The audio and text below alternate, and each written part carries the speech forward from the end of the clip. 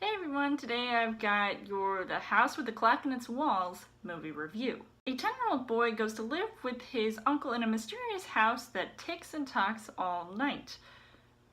What could go wrong with this movie? So as far as the story goes, Eli Roth directs this movie where it's Goosebumps meets The Sorcerer's Apprentice meets Monster House. And this is coming from a predominantly horror director, and you've probably heard a lot of his movies like Hostel, Green Inferno, and many more. And this is quite a risk for him to take on, especially when he's making a movie that is based off of a book.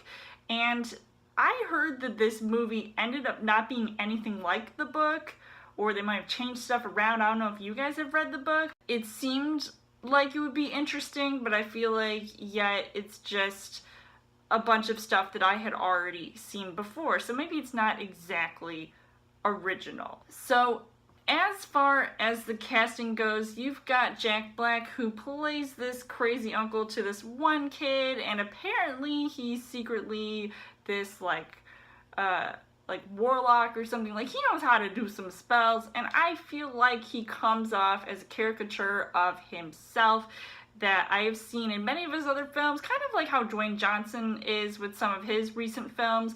And I just can't seem to see past Jack Black, the way he comes off. It's so over the top, and it's sometimes annoying. And even Cate Blanchett, who's in this movie as well, and you know, even though she's very lovely and her character seems kind of zany and whatnot, but she doesn't really sell it for me in the film. And it's kind of disappointing to see that it's just that's how it comes off as. And even the boy that's in this movie, I mean, he's just, I don't remember his name, but he doesn't really do it for me either, and I don't know why. It's just like he seems like your stereotypical young actor who is just here to have fun, and that's fine, but it really doesn't come off like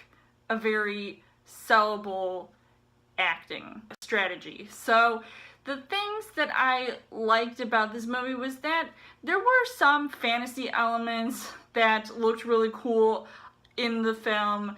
It really didn't add much to the overall plot of the film because there was so much going on with trying to figure out this thing about like a skeleton key, all of these other characters coming into play. But it was magical, but it definitely had its limits. So unfortunately, the things that I didn't really like about this movie was that while some will see this as a fun family adventure film, it tries to take itself a little too seriously with some of the other elements that make up the movie. And ever since I saw the trailer to this movie, I was like, I didn't like the CGI then, and I still didn't like the CGI now. And so obviously I was definitely expecting that part to look the way it did, and there were at least one or two cringe-worthy scenes, both involving Jack Black. I'm not going to give him away, but it was just jaw-droppingly terrifying, at least in one part. It ended up being really boring for me, and at times, especially close to the end of the film, I just really was getting uninterested in everything else that was going on. Even seeing Eli Roth's wife, Lorenza Izzo, in the movie doing a little cameo appearance. So overall, I would say that this movie really felt like a disappointment, but then again, I wasn't really expecting much going into the film. I almost wasn't going to see it, but I had to because it just, you know, it's close to Halloween. It seemed like it had those elements in there as well. So I can't really see myself recommending it, but you know, your kids might like it, so I guess that's all that matters, right? So I will give this 2.5 hearts on the heart rate scale. So let me know in the comments what you guys thought of The House with the Clock in Its Walls.